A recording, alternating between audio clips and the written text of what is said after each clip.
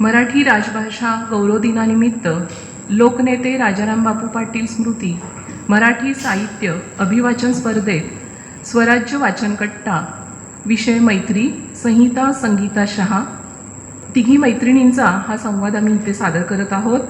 संगीता शांत मनात सगळं ठेवणारी, कविता समजूतदार थोडी गंभीर, श्रद्धा बोलकी विनोदी पण हळवी. अगं बापरे, आपण तिघी एकत्र बसलो की वेळ कसा उडून जातो कळतच नाही.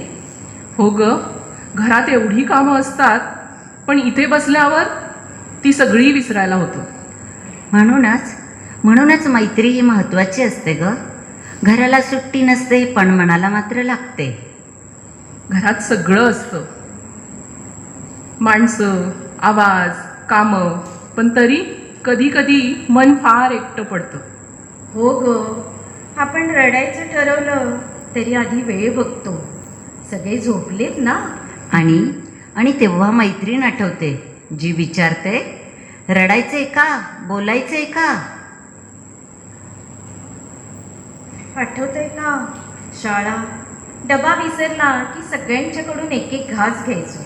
आणि शिक्षक आले की वही झाकून बसायचो. आणि परीक्षा आली की मैत्री मात्र सगळ्यात जास्त घट्ट. तेव्हा मैत्री आपली निरागस होती. कोणतीही अपेक्षा नाही की कोणताही हिशोब नाही. लग्नानंतर नाव बदलतं, घर बदलतं, पण मनातली मुलगी तशीच राहते. आई दूर, मैत्रिणी दूर. आणि नवऱ्याला सांगितलं आज खूप वाईट वाटतंय हो, तर उत्तर चहा करशील का. तेव्हा कळतं मैत्रीण म्हणजे फक्त ऐकून घेणारी. मैत्रीण म्हणजे सल्ला कमी, साथ जास्त. आणि रडतानाही म्हणणारी, रड पण फोटो काढायला थांब. मी कोसळले तेव्हा तुम्ही मला हसवत सावरलं. आपल्यात भांडणं झाली नाहीत असं काही नाही. हो ग, व्हॉट्सअप ग्रुपवर सीन करूनही रिप्लाय नाही. पण तरी आपण तुटलो नाही. कारण खरी मैत्री अबोलाही सहन करते. पण लोक म्हणतात स्त्री स्त्रीची शत्रू असते. नाही ग, मुळीच नाही. स्त्रीची सगळ्यात मोठी ताकद असते. फक्त तुलना सोडायला हवी. आता रोज भेट नाही पण गुड मॉर्निंगचा मेसेज मात्र आहे. आणि अडचण आलीच की पहिला नंबर मात्र मैत्रिणीचाच. जर तुम्ही नसता तर मी स्वतःला हरवले असते. आपण एकमेकींना आठवण करून देत असतो आपण एकमेकींसाठी किती महत्त्वाचे आहोत ते. आणि हसायला विसरलो तरीही आठवण करून देतोच. आज एवढंच सांगायचंय. रडायलाही मैत्रीच लागते. आणि हसायलाही.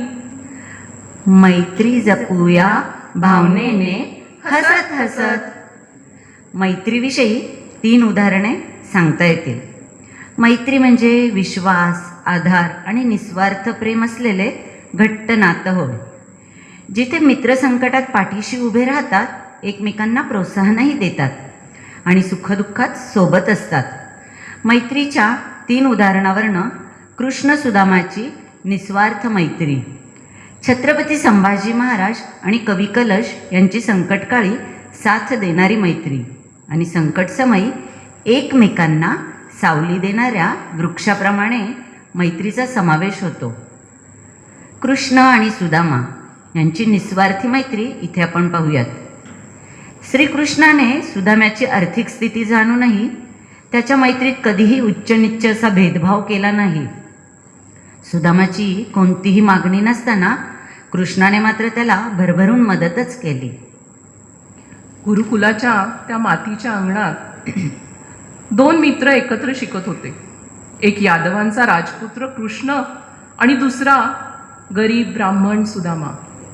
दोघांचे कपडे वेगळे पण हसू मात्र एकसारखे. एकाच पानावर जेवण, एकाच स्वप्नात भविष्य. काळ पुढे गेला. कृष्ण झाला द्वारकेचा राजा आणि सुदामा गरिबीतही समाधान मानणारा पंडित. घरात दारिद्र्य, पत्नीचे अश्रू, मुलांची भूक. शेवटी सुदाम्याने मन घट्ट केलं आणि कृष्णाकडे जायचं ठरवलं. न नेता काही, फक्त मुठीत बांधलेली पोह्याची छोटीशी पोटली. द्वारकेत पोचला तो. राजदरबार, सोन्याची महाल, पण मनात भीती. राजा झाला असेल तो, मित्र विसरला असेल का? आणि तेवढ्यात कृष्ण धावत आला. सिंहासन सोडलं. सुदाम्याला घट्ट मिठी मारली. मित्रा, हा एक शब्द सुदाम्याचं आयुष्य बदलणारा.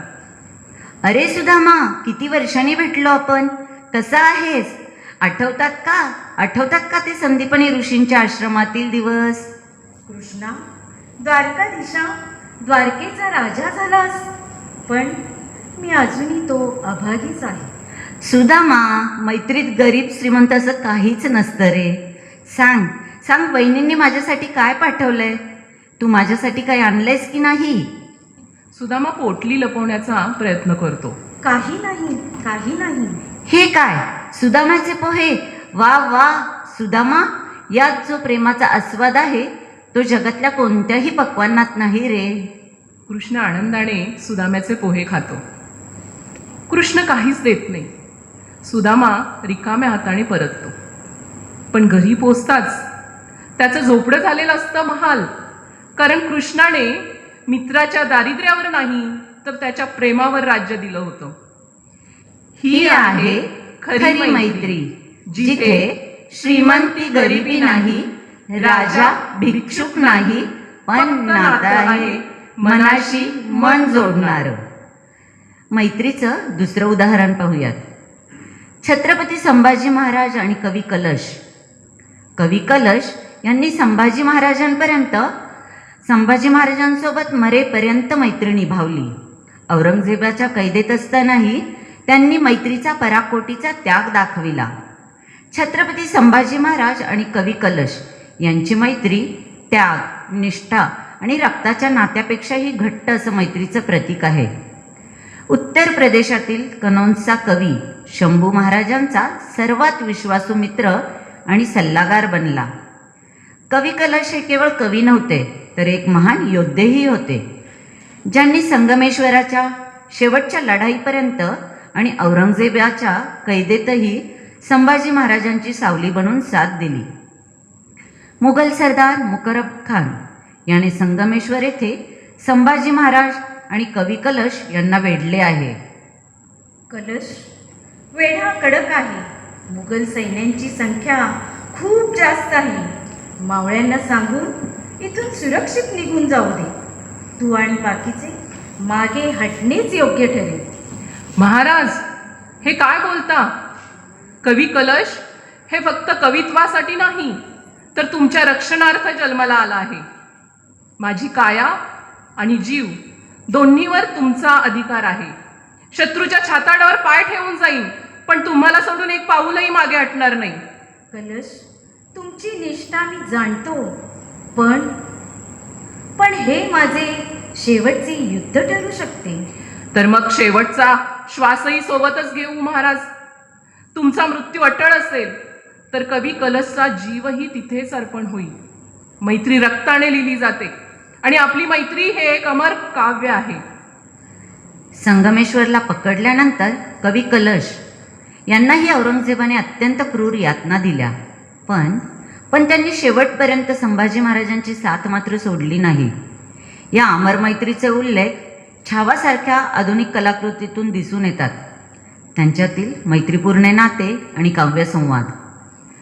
हार गए जो बिन लड़े, उन पर है धिक्कार. उन पर है धिक्कार जो देखे ना सपना. सपनों का अधिकार असल अधिकार है अपना. अपनों की खातिर करना कुछ आज हमें, अजर अमर कर देना है स्वराज्य हमें. तू माटी का लाल है, कोई कंकड़ या धूल नहीं. तू समा बदल के रख देगा, इतिहास लिखेगा भूल नहीं, इतिहास लिखेगा भूल नहीं. हाथी घोड़े दो तलवारें, दोस्त तेरी सारी है. हर जंजीर में जकड़ा राजा मेरा, अब भी सब पे भारी है, अब भी सब पे भारी है. वीर धीर तलवार तीर हो, मर्द मराठा शूरवीर हो. युद्ध में कौशल गजब दिखावे, रिपुदमन कर शंख बजावे, रिपुदमन कर शंख बजावे. समर्पण आणि निष्ठा यांचे अंतिम क्षण.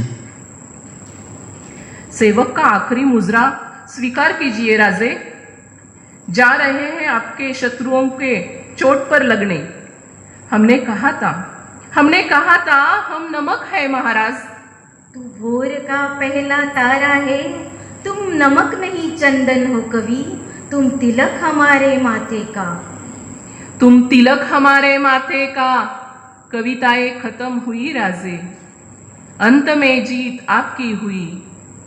जनमानस के भूप रहोगे, चर्म चमकती धूप रहोगे, चर्म चमकती धूप रहोगे. संभाजी महाराज आणि कलश यांचे हे संवाद ऐतिहासिकता, वीरता, दोस्ती आणि देशभक्ती दर्शवितात. मैत्रीचं पाहूया तिसरं उदाहरण. थकलेल्या जीवाला सावली. मैत्री ही घनदाट वृक्षासारखी असते, जी संकटाच्या उन्हात थकलेल्या जीवाला सावली देते. संकटात न बोलताही आधार देणारी मैत्री हे खरे उदाहरण आहे. खरी मैत्री म्हणजे संकटात साथ देणारा विश्वासू सोबती, जो रंगात, पैशात किंवा भेदाभेदात अडकत नाही.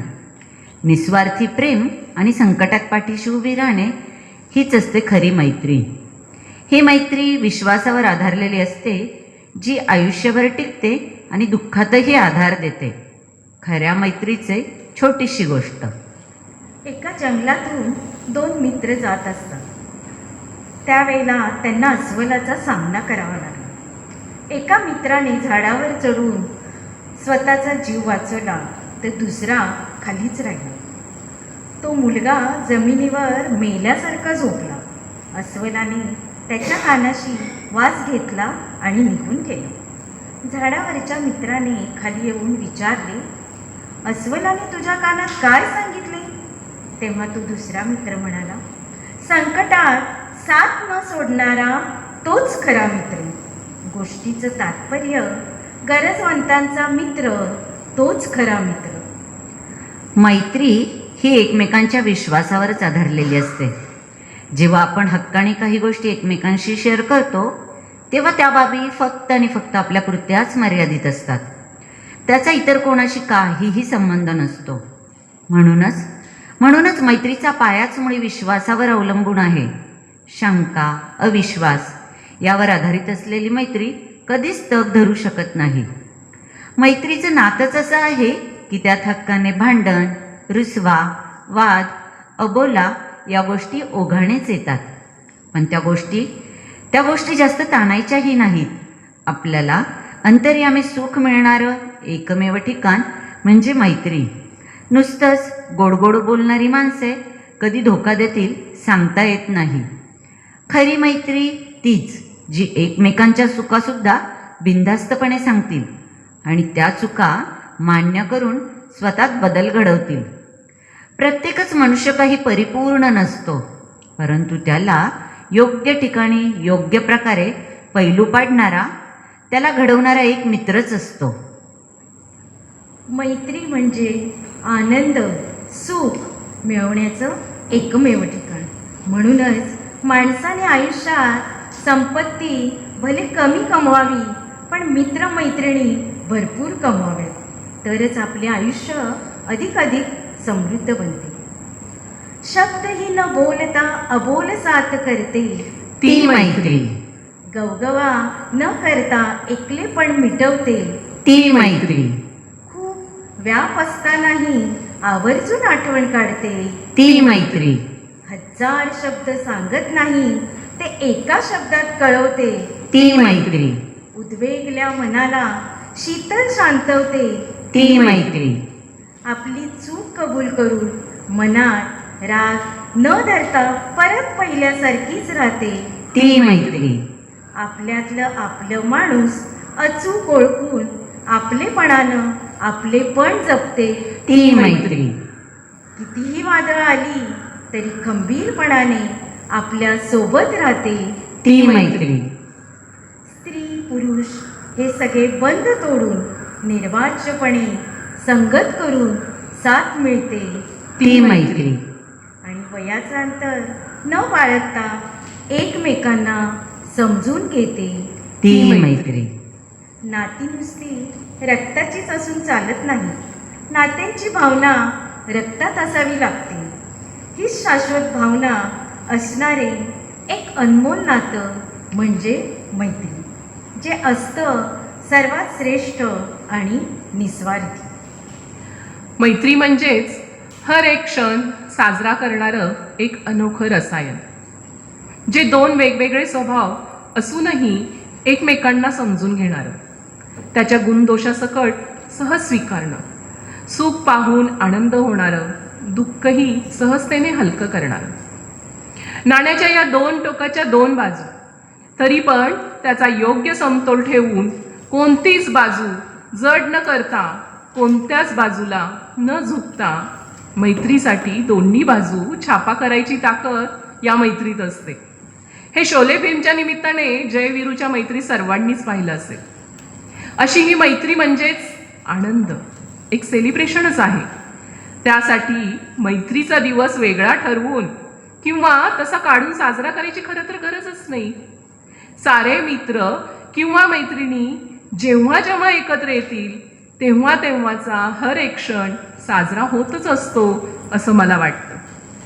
हां, पण ज्यांना अशा चांगल्या मैत्रीचा काही कारणाने विसर पडला आहे किंवा काही कारणाने चांगल्या मैत्रीत कारण नसताना दुरावा निर्माण झाला आहे, अशांसाठी हा दिवस मैत्रीची आठवण व ती पुन्हा जिवंत करण्यासाठीचा प्रयत्न म्हणून मला तो एक संधी देणारा वाटतो. ती आजची संधी त्यांनी जरूर घ्यावी. इथे एक गोष्ट मुद्दाम सांगावीशी वाटते. एक मुलगा आपल्या मामासोबत असतो. मामा स्वतःच्या कामात भाच्याने व्यत्यय आणू नये म्हणून आपल्या लहान भाच्याला व्यस्त ठेवण्यासाठी जगाचा नकाशा जोडण्याचं काम देतो. पण तो भाच्या अपेक्षेपेक्षाही कमी वेळात तो नकाशा पूर्ण करतो. मामाला याचे आश्चर्य वाटते आणि तू हे कसं काय बरं केलं असं विचारतो. भाचा म्हणतो, खूप सोपं आहे मामा, मी नकाशाच्या मागे जे माणसाचं चित्र होतं ते जुळवलं. माणूस जोडला की सारं जग जोडलं गेलं. मार्क झुकरबर्गच्या याच मुखपुस्तिकेने फेसबुकने हेच तर केलं. त्याने मित्र जोडले, जग आपोआपच जोडलं गेलं. पटतंय ना? मैत्री भावाने असे सर्व जोडले जावे, याच मैत्रीच्या आपणा सर्वांना शुभेच्छा. मैत्रीचा रंग भरणाऱ्या सर्वांना मैत्रीच्या खूप खूप शुभेच्छा.